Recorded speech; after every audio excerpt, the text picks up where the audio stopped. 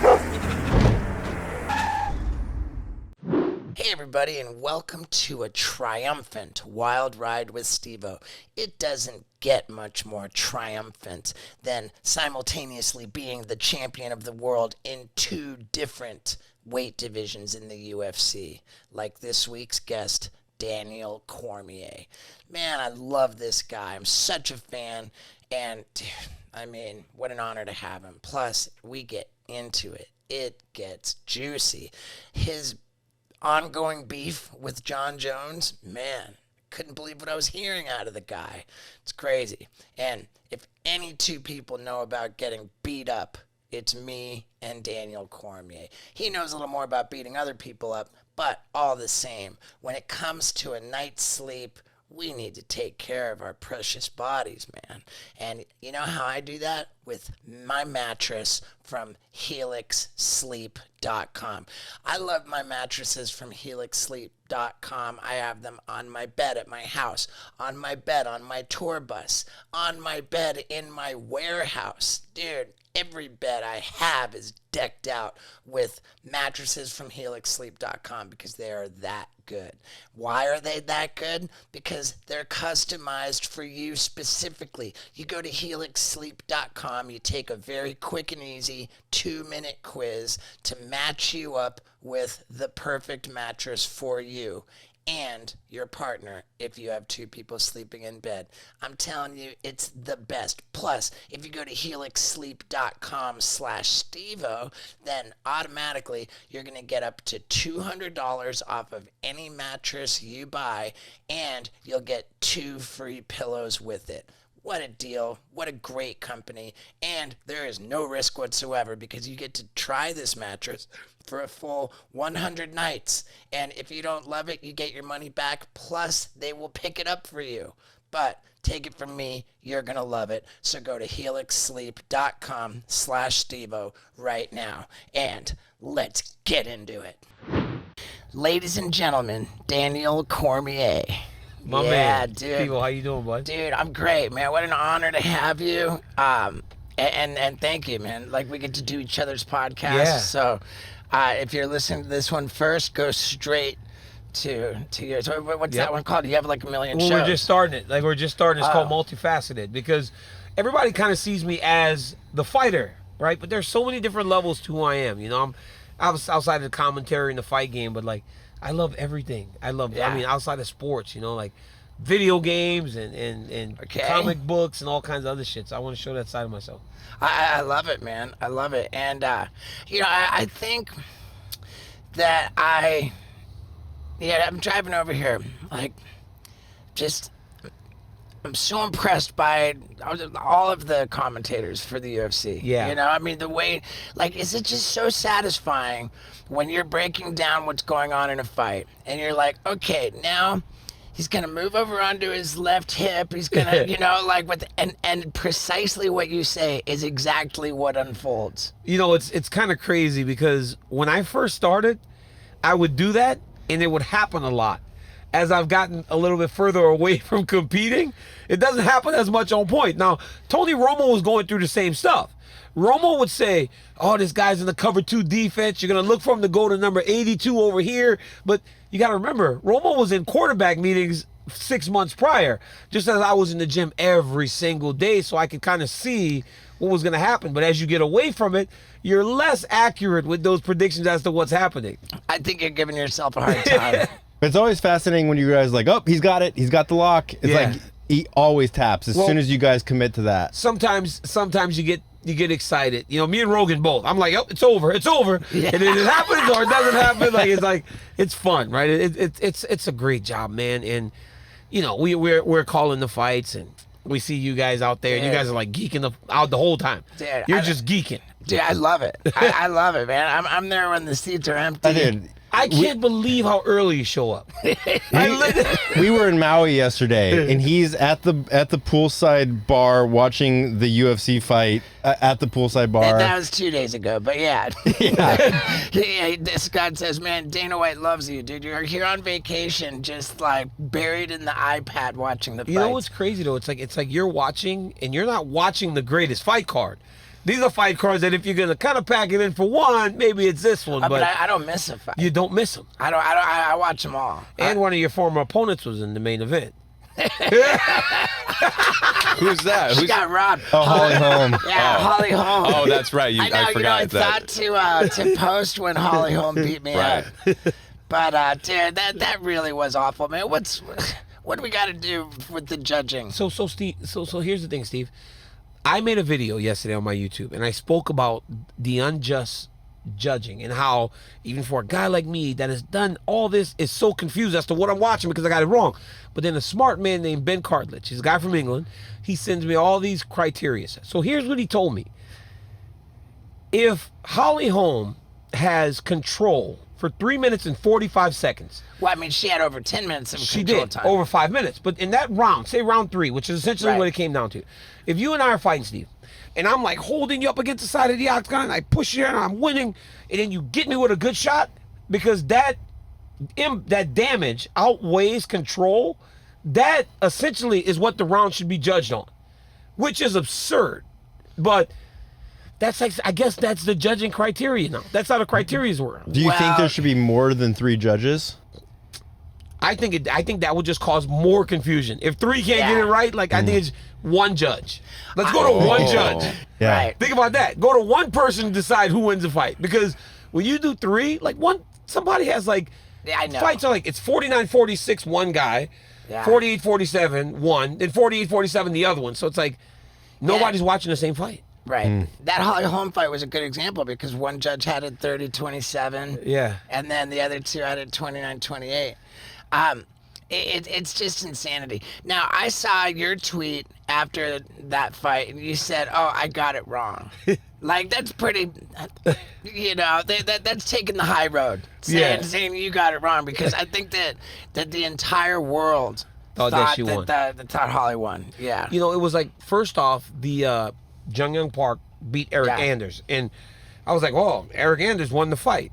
And then Jung Young Park won. I was like, well, I was wrong. Jung Young Park won. Right. That's right. And Your then tweet Holly said won. wrong again. Then I go, wrong again. I mean, I guess I don't know what I'm watching. You know, it's like, it's a weird And thing. I saw Ariel tweeted after that card that he now cannot think of any reason why any fighter would not want open scoring. Yeah. Meaning that as you go into each round, it's Announced. announced. Yeah. Like what the scorecards read. Yeah, I don't agree, actually. I don't like open scoring. I don't like the idea of open scoring. I really don't. I think that if you do, so all right, Steve, you're not a guy that likes to like play it safe, right? But if you go after the first round, it's 10-9 Steve-O. Second Right. round, 2018 Steve-O. You're like, yo, all I got to do is not get knocked out. So now you're so safe Right. through 5 minutes. It becomes Right. not a good fight. It's like then you're so safe because, but then it also puts the other person pressure on made the other guy, more urgency. right? So yeah, I mean, I think that you gotta always assume, especially now, that you have to win all. You know, like you can't ever assume that you're Dana okay. used to always say, "Don't leave it in the hands of the judges," and everybody's like, "That's a lot easier to say than it is to do." But like, now you should not leave it in the hands of the judges because Right. it's so inconsistent. Like, Yeah, it's too inconsistent. yeah. Do you miss fighting? You know, on days like this, because today was the 7-year anniversary when I won my first title. Right, I beat Anthony Johnson on.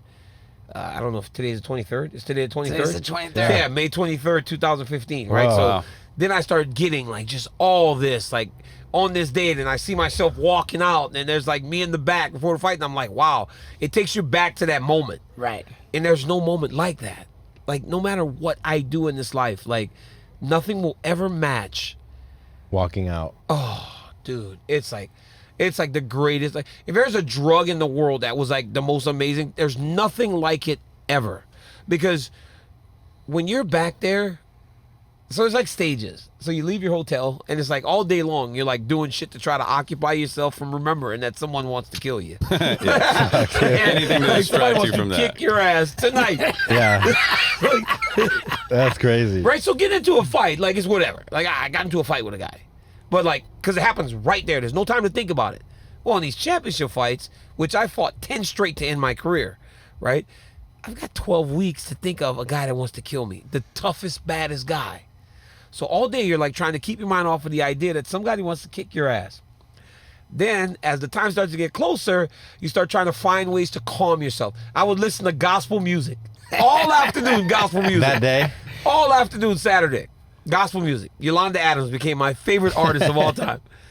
They would come to get me, and then it's sad because everybody's hugging you. Like all your family, like my wife, my children. I walk over and I'm kissing my kids goodbye because they didn't go to the fights for a long time. My nephews and cousins are like hugging me, and then they say good luck. Yeah. Everybody's like, good luck. I'm like, if luck has to be involved here, I'm in trouble. Right. Right? My Jesus. preparation should dictate what's going to happen. Right. You get to that arena, and I'm telling you, every single time I would think to myself, how many times did I go left when I should have went right to end up here? Because you question, like, God dang, man, this dude's like a scary dude. And then I would go into the arena. I always snuck back into the arena through the back so that I can feel the energy of the crowd, just to kind of like feel that, like, to before, because you don't want that first burst to be when you walk through that curtain, Right. especially last. I was like, I was the last guy on, as the champion, you're the last fight of the night, the last guy to walk. So this crowd, you know, I mean, you've been there from fight 1 to fight 12. The energy's a bit low, but by the main event, that shit's like, it's played up. And you're back there and you hear your music, and it's like, it was like I had a Tupac song as I had to start, Ride on Our Enemies. When we ride on our enemies, it would play like a clip of that, and then Lil Wayne right above it would play. And there's a lady that's like, you walk in 5, 4, 3, and you're just on this mark. And then you just start making that walk. And the moment you hit that curtain, and that's why the UFC does it better than anybody, because you come through the crowd, right? Like everybody's waving down at you, trying to touch you, and the guy's like walking through that sea of people. Fucking amazing. What are you thinking about when you walk through there? Just like I that you're run. a fucking I always savage? ran. I never walked because I didn't want that moment to like be too big. It's like too much to just take it all in. So I would run. I ran to the octagon every time. Like, not once I've gotten over the fear now. Like when you guys do those stunts, like you got to be scared, and then once you're like, fuck it, I'm doing it. You're over it. You want to just do it. Right. So after a point, I've gotten over that fear of the moment, and I'm like, I'm ready. So I'm gonna run there and go and do it. So and I would run. And I would run to the octagon, and then I just walk in there, and then they close that door, and there's like a pin. They drop that pin, 18,000, 20,000, everybody's, the energy, you can feel it going through your feet. And when they drop that pin, you can freaking hear it. I can still hear it. Wow. Every time. Over all that, I can hear that pin. Bink, and I'm like, oh, it's going to be him or me now. What's the pin on the bell? It locks the Dude, gate. No, it locks the Oh, cage. to lock the gate. Because you know guys have fallen out before. Right. It locks the gate. That Yeah, pin locks the gate. I was trying to figure it out. They don't have a bell. They do. It's a clapper. Right. That little clapper for 10 seconds. Can you even hear that when you're in there? You can hear it.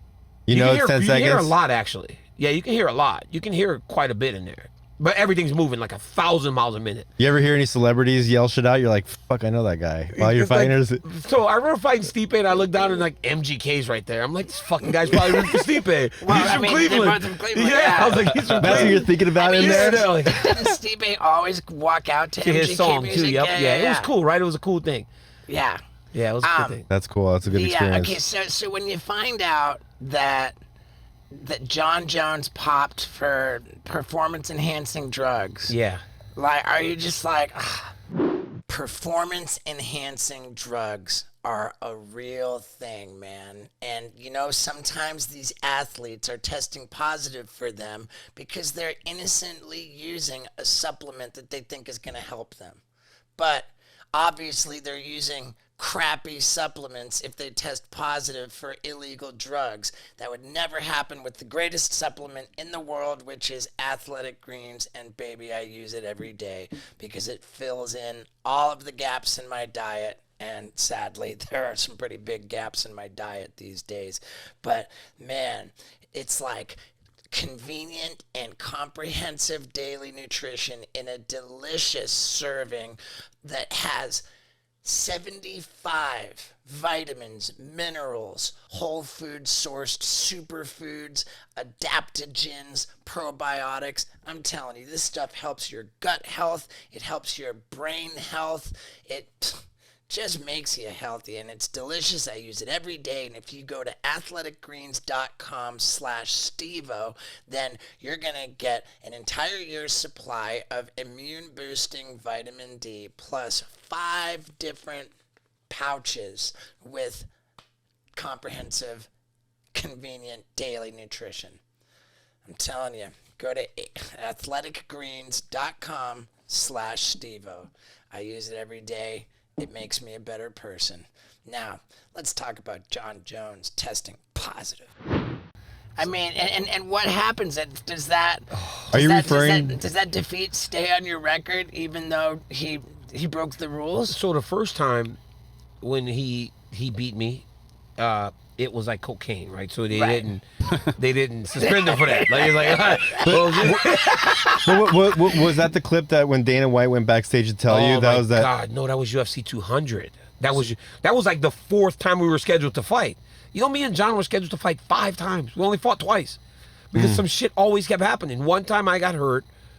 Then he tested positive for that was at UFC 200. That's like when Dana went back and told you behind the scenes. He's like, dude, can I see you? And I'm like, for what?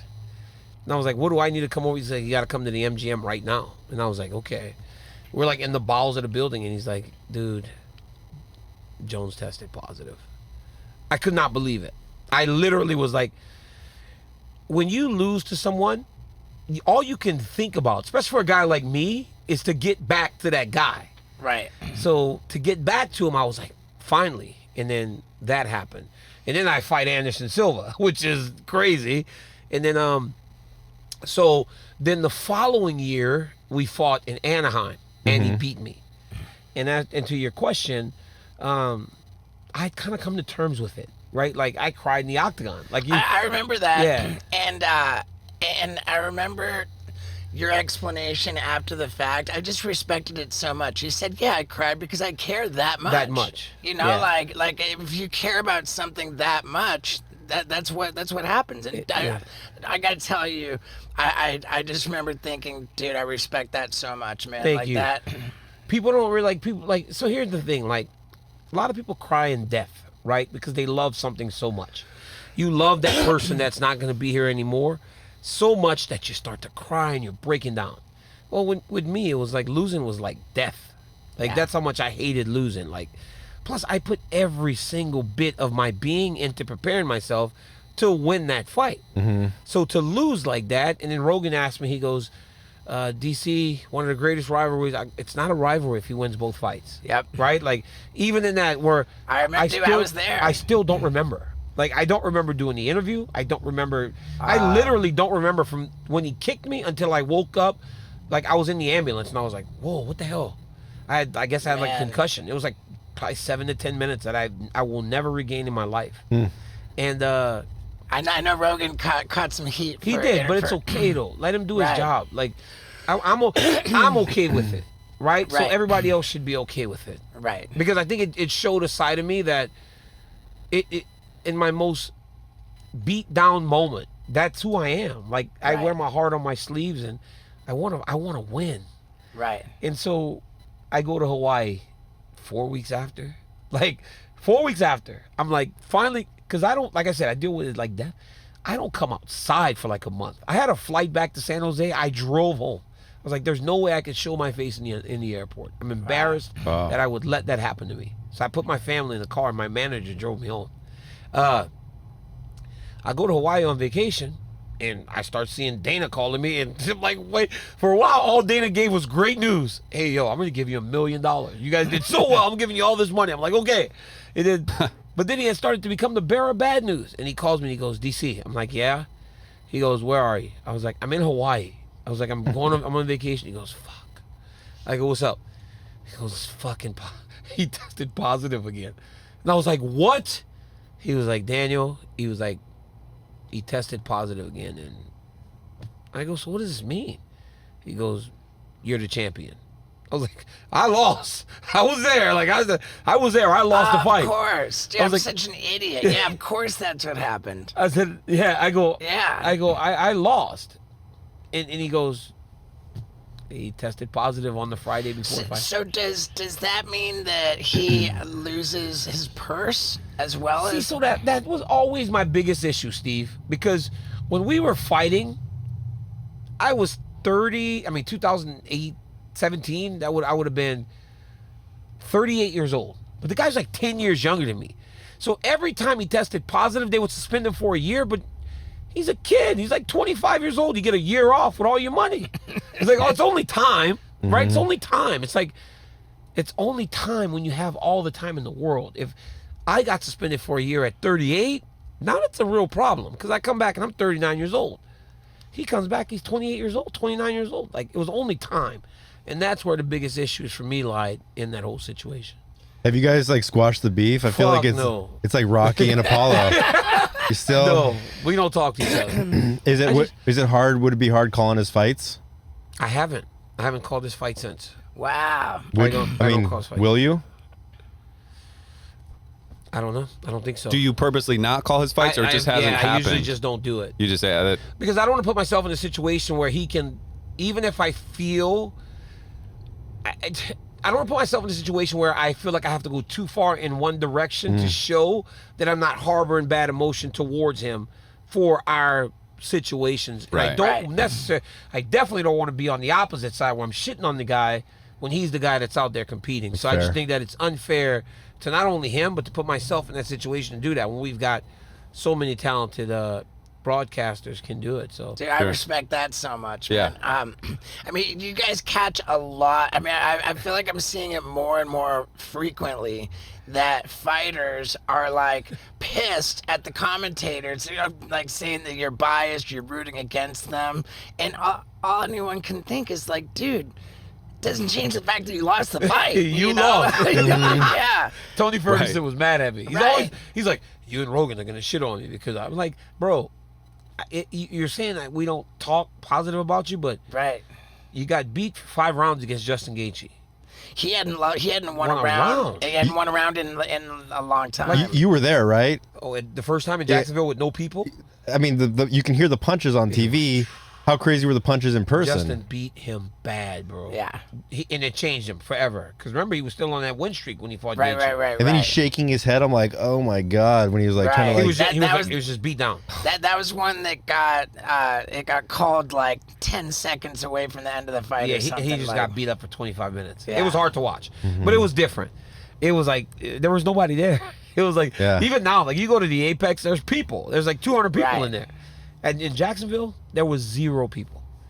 It was empty, and I went to the bathroom at one point, and there was like an usher there. And I was like, "Yo, can I get a hot dog, son?" He's like, "The session's closed." He was just sitting there. I was That's like, so funny. "What are you doing here?" He was just a lone usher, just in the fucking dark, sitting there. The fighters were walking out into complete dark. Me, Rogan, and Anik were 8 feet apart with Right. pane glass in front of us. It's just the oddest. I could not believe they got Rogan to go there. But it's like Right. if Dana asks him, he goes. It's Yeah. Was it more enjoyable for you watching those fights with no crowd, or is it the excitement of the crowd a big We actually thing? sat there afterwards going, could I say something? It's like, what? It's not that bad. It's actually not that bad. It adds a different layer to the fight. But then when we got back in front of fans, you're like, okay, now Right. I know Right, why. right, yeah. And dude, that first card with fans was also in Jacksonville. Did you go? I didn't go, Oh, but you God, should've was went. that the best. Dude, that was the most. I got goosebumps thinking about What that was the one. fight? That was the one Usman where knocked out Usman Masvidal. knocked out Oh, yeah. Masvidal. Oh yeah. And oh my God, and Weidman's leg was on that card. And wasn't Thug Rose? Oh, yeah, it was Rose Namajunas. Was that when she head kicked Zhang Wei She Li? kicked Zhang Wei Li in the head. Dude. Yeah, But was this it- guy, it's impressive, dude. I He's mean, just on the callback. He actually remembered better than me. I don't even remember all yeah, these but fights dude, on the top. I'm sitting here humiliated, asking if his defeat got overturned. It was a long time ago, 5 years. The fuck was that, dude? That was the dumbest thing I've ever said on this podcast. 5 years though, right? Oh, It's a long right. time, 5 years. You must have said something dumber. Right now, you know what?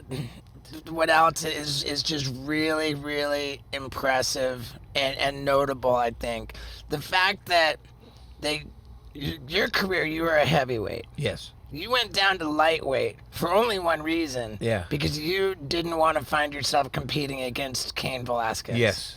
That's fucking unbelievable. You know, because when I got to AKA, Cain was the man, right? He was on the rise. He was about to become the champ. And if you know, because you've watched it, like, there was no one like Cain. I mean, 2009, 10, 11, there was no one like Cain. And he just helped me. As an Olympian that was coming into his gym, not once did he view me as like an enemy or anything. Like, you see it now with fighters all the time. Right. Amanda Nunes just left her gym because Kayla Harrison started to rise. Right? I got to number 3 in the world and Cain still helped me. We were like right on the cusp. And when it was time to renegotiate with the UFC, he goes, what are you going to do? He goes, you're number 3 now. He goes, and there are a lot of situations where we don't worry about it. He goes, but you two are too good to not fight. So what are you going to do? And I was like, I'm going to go down to 205. But he just asked. He was like, you guys are going to fight. He goes, we're not going to be able to keep you away from each other. And then because of that, I started to make my way down. It was hard, but it was good. It was a good decision. It made for my career to add layers to it. Well, I mean, champ. Yeah, it did, right? And allowed me to become champ, right? Yeah. Like, which is Hamzat, yeah. Kamaru. Yeah. Kamaru was out for a year, and so that probably hand surgery. Yeah. So he's out recovering from that. so interim fight for Kobe Covington fucked me up for saying Hamzat. I can't. I don't even want to say that with respect, but Kobe Covington's name. It's like I can't. I want to be very careful how I say his name. But who would he fight in the interim for Kobe? Right? Or No. That's a tough situation. I don't think they're doing interim. Yeah. Because Kamaru's been so active that I think that you wait for Kamaru. Even if it's a year. I think that I had heard a rumor recently that he was looking at like August. Now, I don't know if he's ready by August, but if he's looking at August, what if it's September, October, right? Like, he's still back again. Well, I think that what Kamaru just said publicly was that he thinks anybody who's gonna get a title shot next has to go through Colby Covington, and I think that makes a lot of sense. Kobe Covington has been 1A for a long time. Yeah, because Dude's a killer, man. If there was no Kamaru Usman, he'd be the champion of the world. Right. He would be the champion. And still, talk to Kobe. He thinks he won both fights.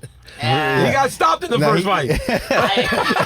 I broke your face. Kobe will tell you he won both fights, though. Right. I mean, they did the first one. It was a stoppage, so of course he didn't. But had it not been a stoppage, it was close, 2-2 in the 5th round, right? Yeah. It was a great fight. The first fight was a lot closer, and You didn't think the second fight was very close? He won 3-2 on all the cards. It was 48-47 across the board. It just was slower. I think that's why, right? Because Covington was a little bit smarter in his approach. That's why he didn't get hurt as bad. But it's like it was a bit slower because Kobe wasn't pressuring him as much as he did the first time. Maybe I'm just thinking that the first one was just such a The better first one was fight. it was a better fight. It was such a good fun. fight. Yeah. And that one, like you can't do an interim there because you can't give Colby a third title shot, And right? because right now, it's Leon Edwards, right, who has now been undefeated in 11 straight fights. The guy has the worst luck. He has the worst luck. Poor guy. Yeah. And he's a sweetheart. He's a great guy. He's a sweetheart, Nicest man. guy. Why does he have bad luck?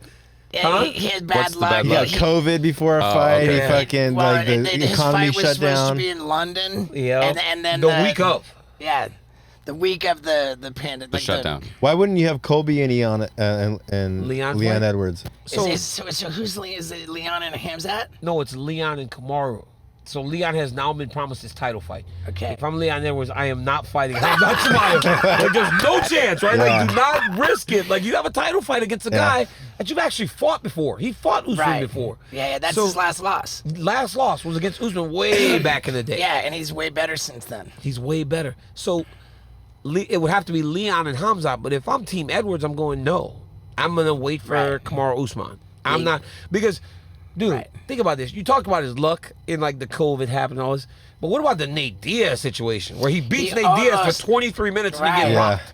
He got rocked. And all we talked about afterwards was, yo, did you see Nate? They like rocked his ass. Like, He's it like, became the story. Yeah. Right. Oh, so they're making Nate Diaz and Hamzat.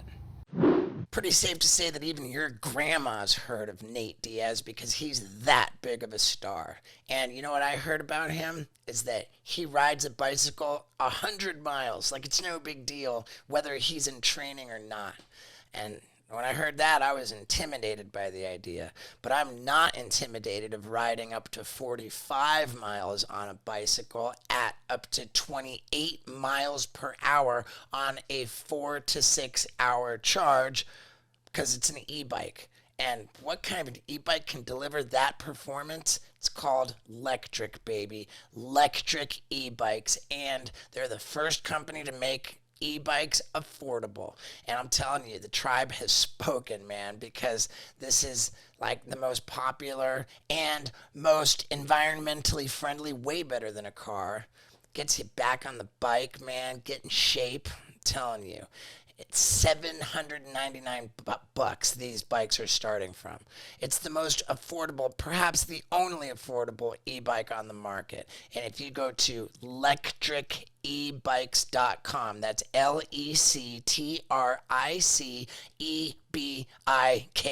lectricebikes.com. Use the promo code STEVO, then they will gift you a free folding mountable bike lock for your electric e-bike. I use them. I love hauling ass on those things. My buddy Poopies and I, we jousted with them, had a blast. And I'm telling you, join the revolution because they're saving the world. And you know I love companies that save the world. So go to lectricebikes.com, use the promo code STEVO, jump on that deal, jump on that bike, and save the world. Now, let's get back to it.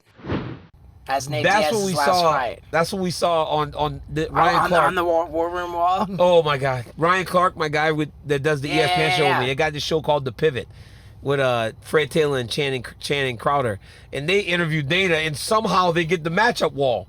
Like the UFC is usually pretty good about making sure you don't get the matchup wall. I don't know how they did that, but I think because of that, now that fight's gonna be like it's in trouble. Oh yeah, well Because I think it was like kind of not done, and then it was like public. So, and then so that gives the fighters a lot of leverage, and their managers go I ape truly shit. believe that it should be Nate Diaz and Conor McGregor.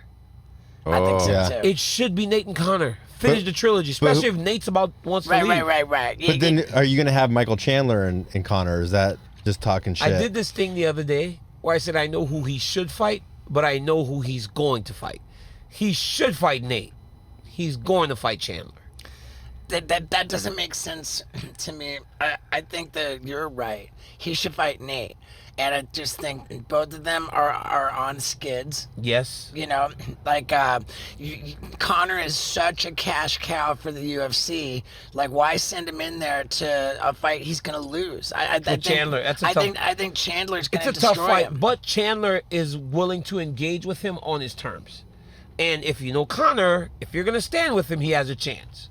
Right? So But the weight difference is, well, I guess Connor's Chandler's pretty gonna big have now. to go up. Conor wants him to fight him at 70. See, Chandler's smart because Chandler called him out in the octagon afterwards in Yeah, it was Arizona. a You were great there. call out. And but he called him out at 170. So he put a little Right. bit of sprinkle over the top of that ice cream sundae. Like, Right. hey, I'll fight you, but I'll also fight you up if you want me to fight you up. Right. And that bodes well for Conor because like he fought Cowboy at 170. He did, and shoulder bumped him out of the world. Right. And Cowboy's a natural lightweight. Yes, he's a lightweight too. Chandler's a a lightweight. natural lightweight. So he's And- fighting at 170, but fighting lightweights up a weight class. So is Masvidal. Masvidal's a natural But lightweight. it seems like he's gotten bigger, and I would not want to see Conor versus Masvidal. That's a Right. bad matchup. That- Masvidal's that dude can box. Like Okay. I know Usman knocked him silly, but he can box. Like Usman was able to knock him out because he was worried about the takedown. the takedowns too, and Right. getting clinched. Because in the first fight he got like so Right. stymied with the clinch that he was a little bit. But I mean he got hit hard. He got hit hard. Yeah, he got hit hard, and that's and then you can see that because they poured water on his head. And is there any merit to that? Dude, anytime I got rocked, I'm like, pour water on my face. Like, pour the cold water to, like, try to bring me back. Wow. Every time. I would do it to Rockhold. When Rockhold was fighting Chris Weidman, he was, like, exhausted. So I'm, like, splashing this ice cold water on his head and, like, rubbing it in his head to try to, like, help you recoup. Because cold water does something to you. When it, like, it shocks you a little bit. Yeah. Now we got Rockhold and Costa coming up. Yeah. He wants Costa. He wants that fight. Yeah. I was like, initially I was like, why? I was like, this dude's like powerful. Like, you've been knocked out. Like, what? Right. He's like, I'm gonna kill him. He's like, I'm gonna kill him. I know I can kill him. Yeah, I'm gonna beat his ass. Dude, what was that situation with Paulo Costa, and they kept changing the fucking weight, where it was like He was too he heavy. can't make weight. He was so big.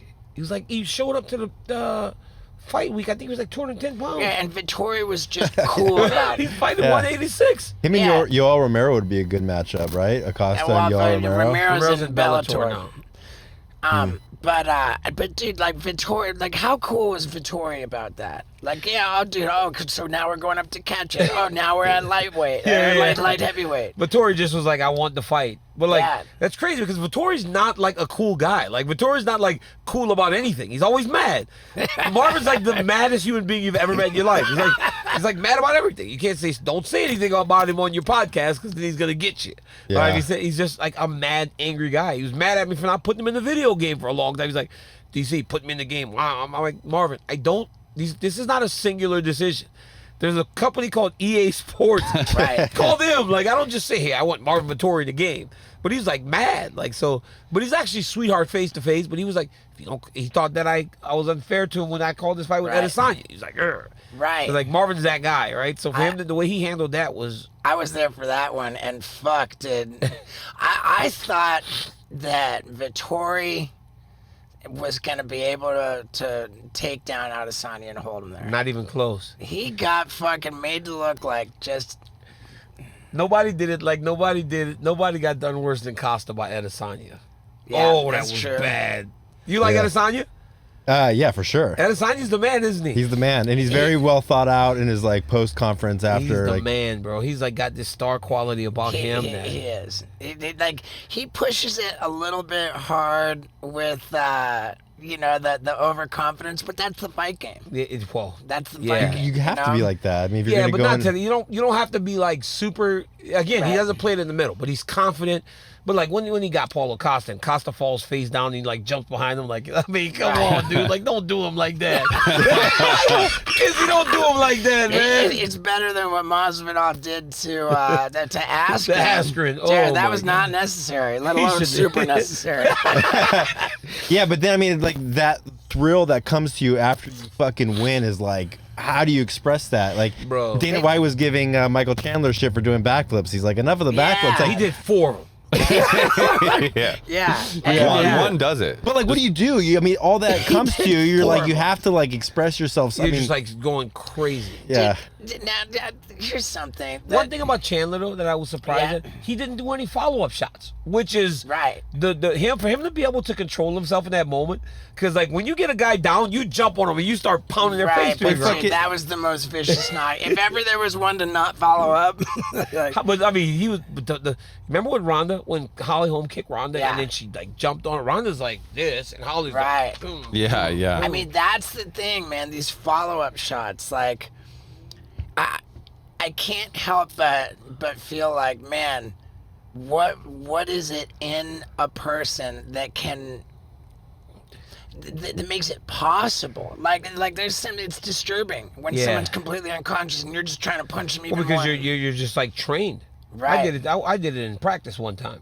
The guy that was in practice, like he was training with us. He was in my weight, but we weren't gonna fight. But we were training. And I was like, first time at the gym, I gotta really show this dude that he can't come in here and beat me.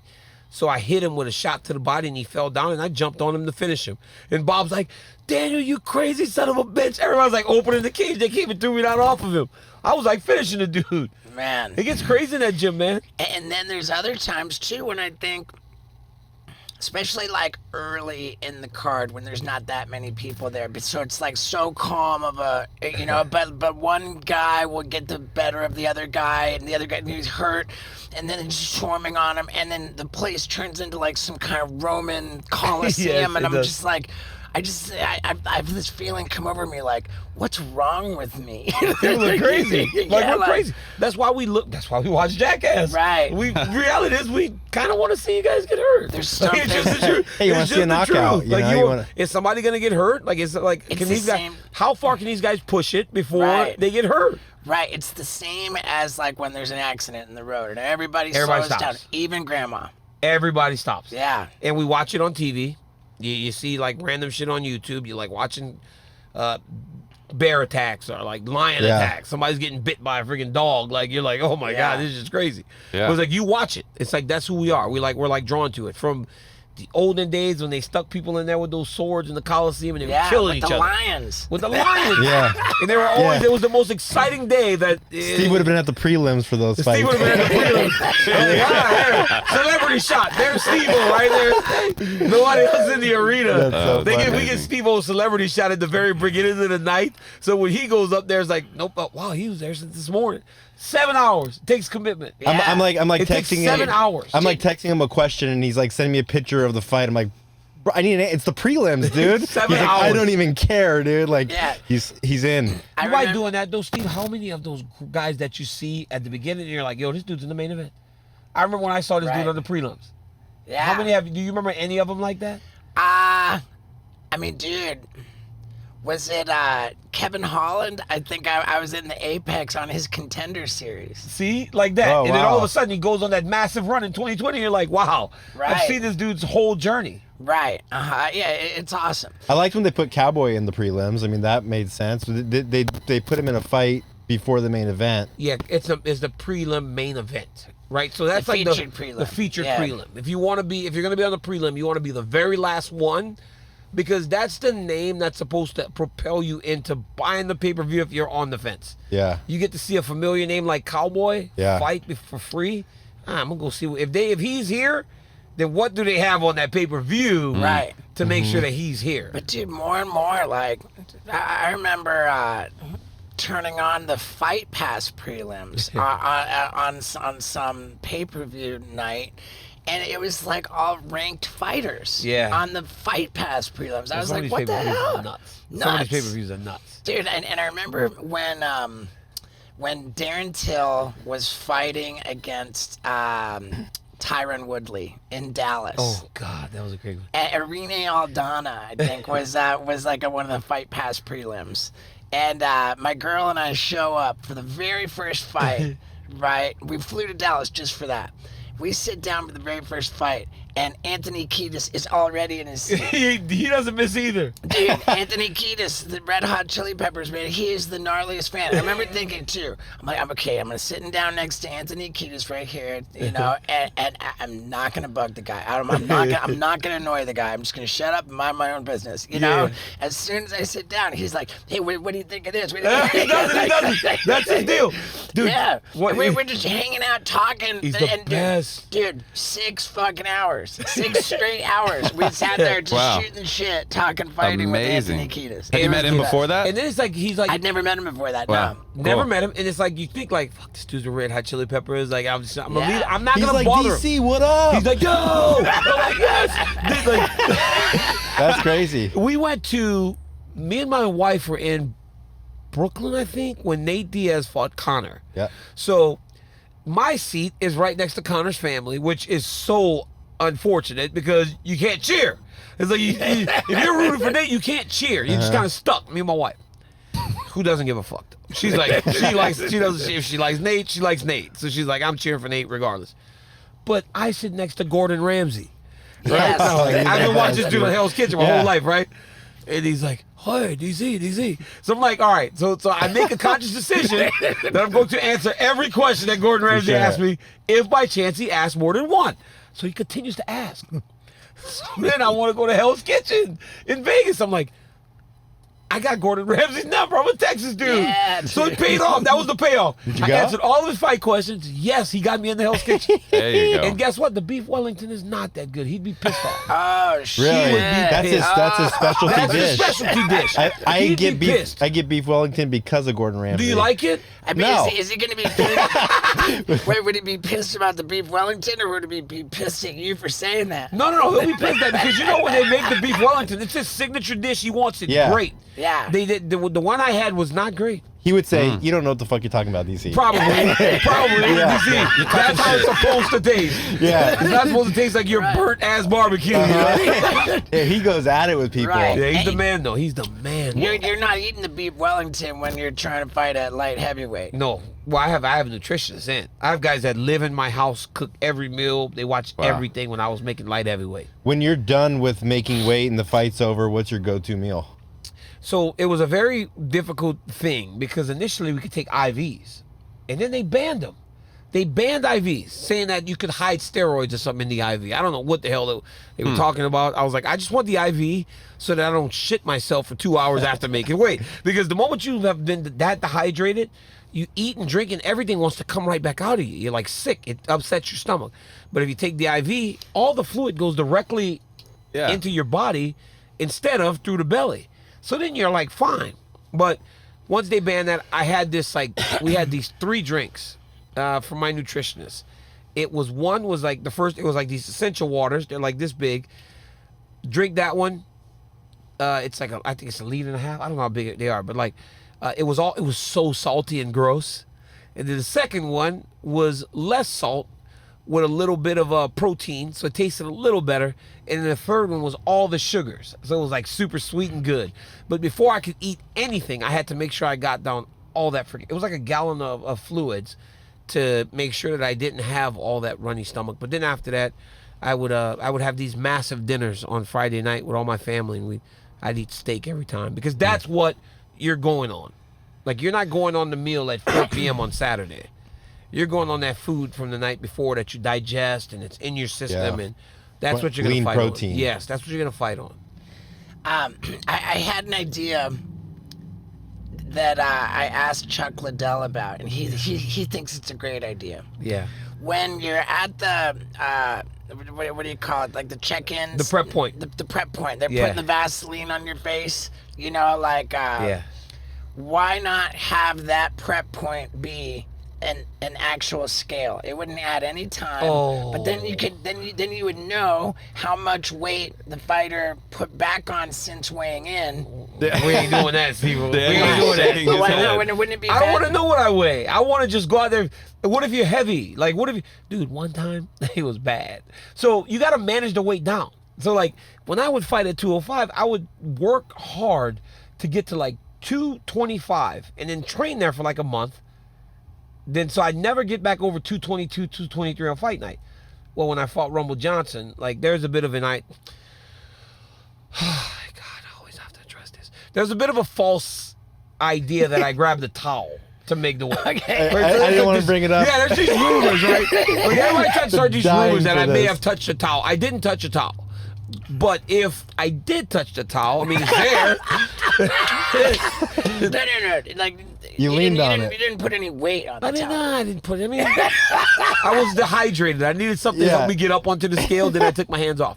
But anyways, I didn't manage my weight as well that time. So I was heavy. I was like 230 coming down.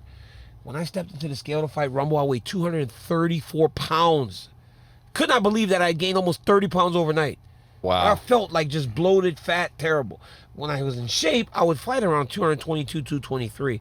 But a lot of times, like, I wouldn't want to get on the scale because I knew I'd be like, fuck, what if I'm heavy?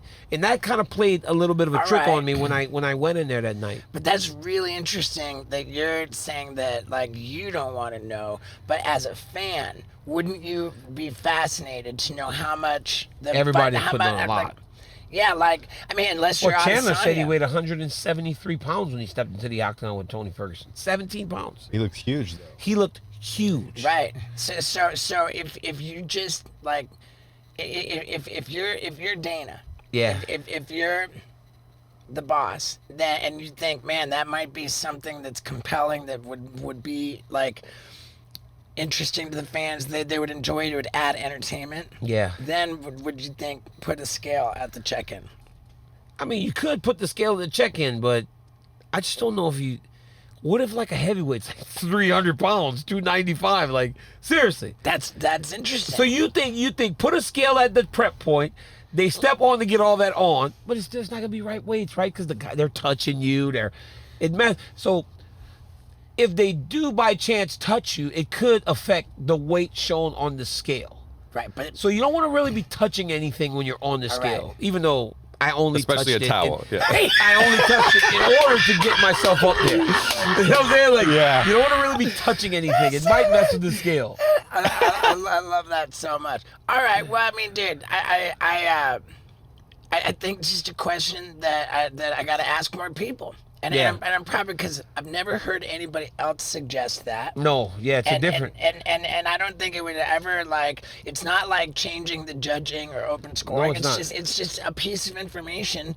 And another thing I think you should always have live odds be part of every beginning of the round. Like The live odds only happen. See, so the live odds can almost be viewed a little bit like open scoring, right? Because they're telling you who they Right. think is winning, Right. right? So that might be a nice little medium for instead of Right. going all the way to open scoring, show the live odds. Now, I don't disagree with that. I mean, I Because love it. so randomly, like we'll ask Anik, like, what are the live odds, and he'll say it. Yeah. But I think that's just because you love this shit so much. It's like you want to know everything about it. Like, Right. I think. I mean, because sometimes they'll say, "Oh, and the live odds have changed this way." Yeah. I mean, like it's mandatory. Always, you see what the odds I are like going that into one. the fight. I like that one. I like that one a little, more than the scale. But I like that one a Yeah. lot. That was actually, that's a good idea. I'll run that by my guy, the producer. Dude, did you know that when we went over to ESPN from Fox, Yeah. that it's Saturday night's the fight, but I got my tour. I'm on stage doing my shows on tour. Yeah. So I gotta wait until I get back to the hotel, and then I watch it on the video on demand. But I go to ESPN Plus to the video on demand after the fight's already happened, and the thumbnails got the person who won the fight like celebrating, Dead. and I'm like, dude, the only reason I'm going to this fucking page is because I want to watch the fights because I haven't seen them. Yeah, but I don't want to know. I don't want spoilers. He would call me into the room to push the button so he didn't have to look at it. Yeah, and dude, I went off, man. I DM'd Dana. I was like, Dana, dude, I'm fucking like, what the fuck? And Dana says, I sent your, I sent your message to the president of ESPN and the number 2 at Disney, and they're on it. And ever since then, they don't do that. They don't do anymore. that. Yeah. Hey, my boy's bringing out change. I You brought him out some change. Yeah. They took one spoiler. He was pissed. He's I like, dude, fixed, dude. That's spoilers, man. you don't Yeah. want to see Funny. that shit. So happy to fix that shit. That's amazing. That is actually amazing. Have you talked to the UFC at all, Steve, about like doing something, some kind of commentating, some kind of pre-fight, post-fight interview? Nobody needs me commentating on a fight, dude. These guys are absolute fucking... Sure, not Well, we did a commentating. Snoopcast a little bit ago, and that was Yeah. fun. Yeah. Yeah.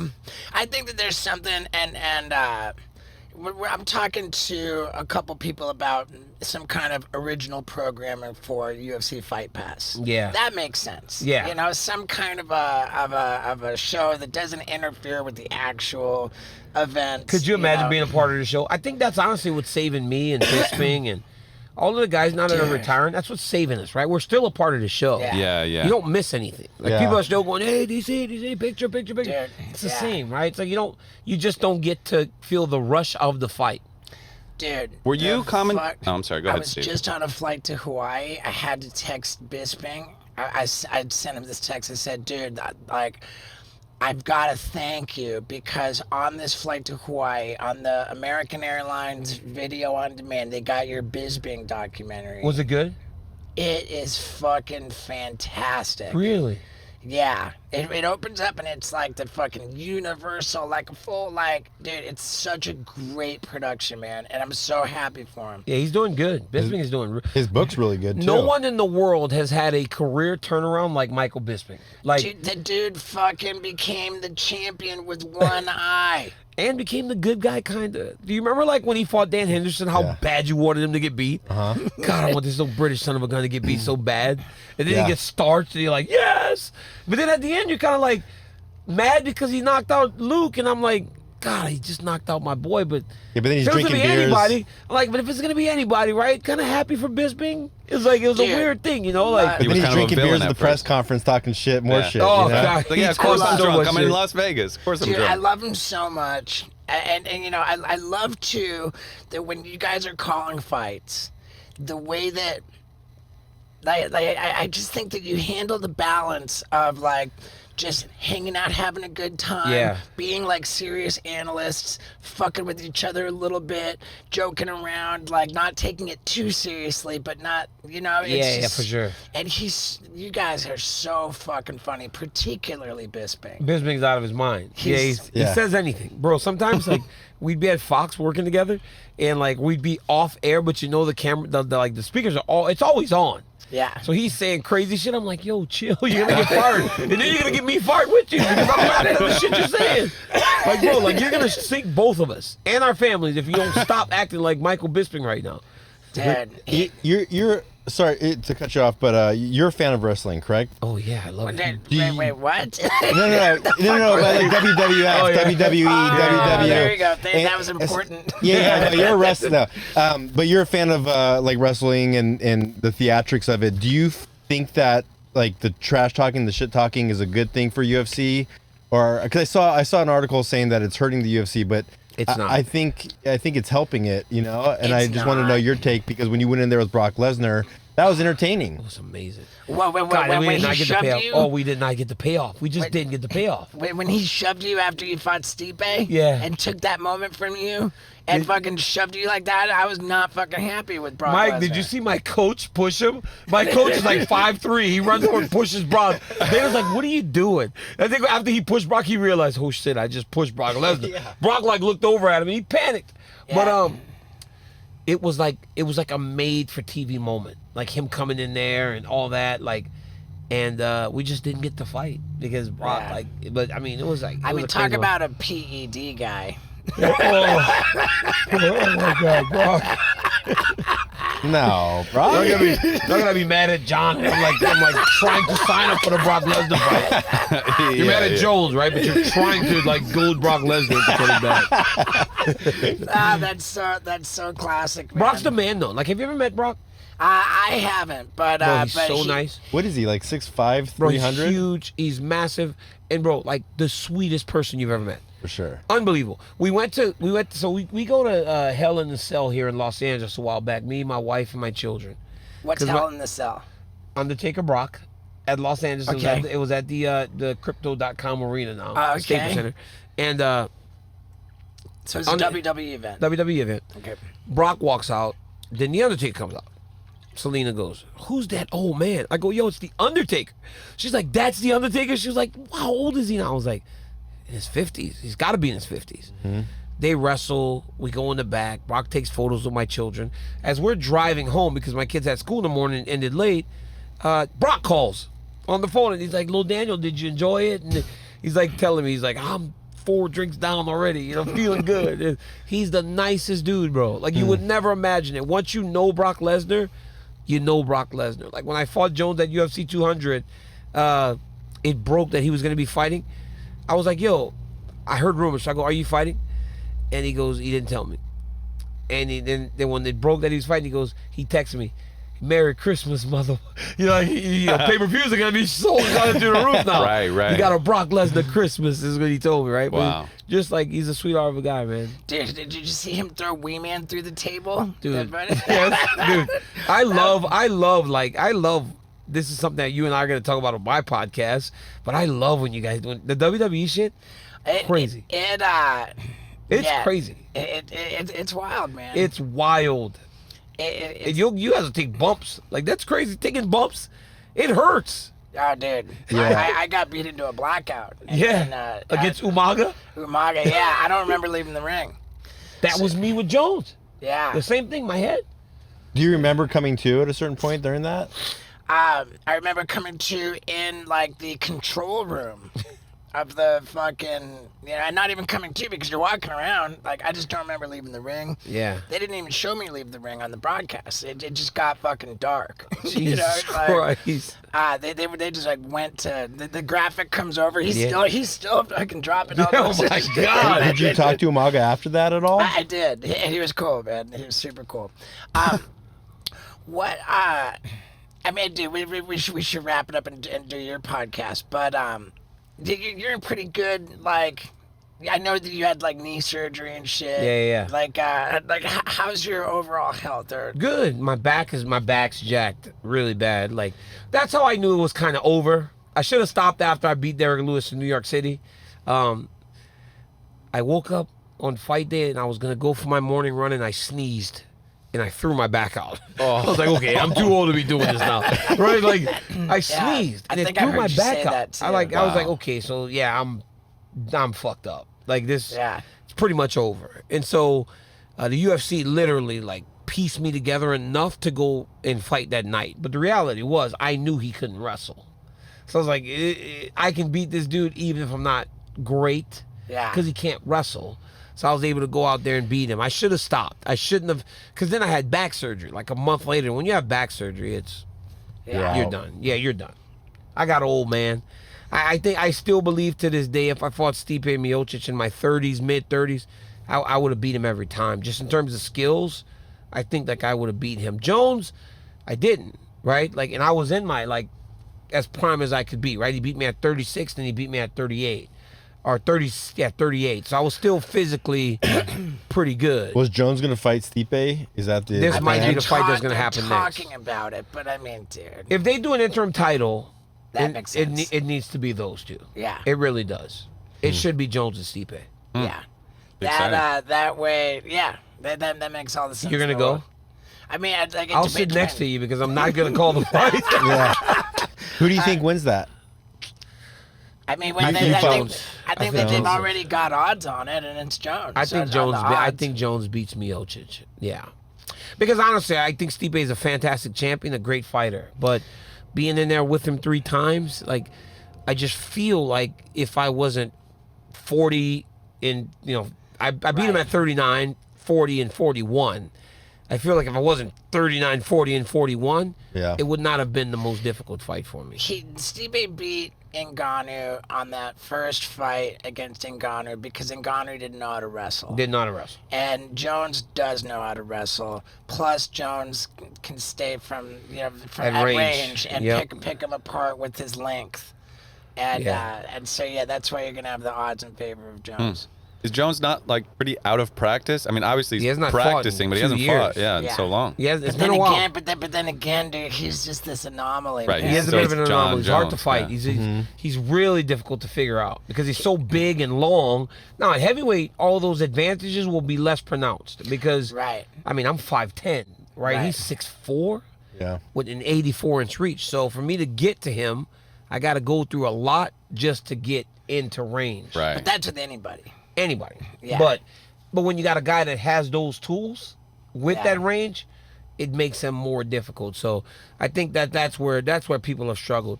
I think that's why he also took a break, right? Because those guys were starting to kind of figure out a path. Right. Because he's not the most aggressive guy. Right? So if you play it a little bit slower in the beginning he was, right? In the beginning, right? Yeah. But as he started to fight those big dudes like Anthony Smith, the Brazilian guy, Thiago. Thiago Santos, and then Dominic Reyes. Those big dudes were just like standing out there, just kind of flicking kicks and not really like engaging with him because they didn't have to. And so it got really, really close. And he said, you know what, now I can go to heavyweight because the victories at light heavyweight are becoming super difficult because these guys have kind of figured out how to fight me. Right. Yeah, I mean, dude, he's You met him? Yeah, I mean, like, I was doing a show in Albuquerque, and the venue manager says, "Hey, Jon Jones is here, wants to meet you." I said, "Fuck yeah, come on back," And like he watched my show. It was super nice, and then some time after that, it was right when he came up with this care project. Now he's gonna like change, and he's like, hey, like come out to Albuquerque, and I'm like, fuck yeah, I go out there. We kind of became buddies, and at a certain point, he just went dark on me, like, and I couldn't figure it out, like, and so I don't know what his deal is, and it's like, Yeah. That's how it is. Like that's how it with Stone Cold Steve Austin.